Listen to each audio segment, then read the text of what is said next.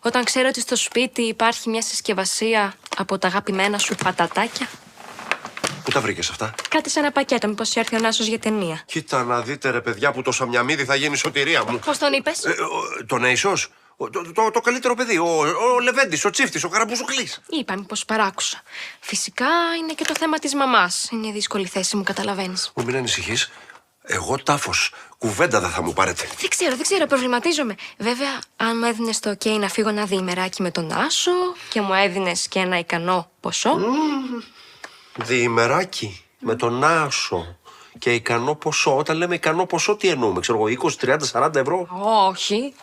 Είμαστε μακριά, πολύ μακριά. Ρε Χάρα, τι κάνεις τώρα? Τι κάνεις, εκβιάζεις τον πατέρα σου? Δεν είναι εκβιασμός. Θα κάνουμε μια συμφωνία. Εσύ θα πάρεις τα πατατάκια, εγώ θα πάρω τον Άσο και θα φύγουμε έτσι μια-δυο μέρες στο Αγκίστρι. Να αρχίζω να φτιάχνω και χρώμα.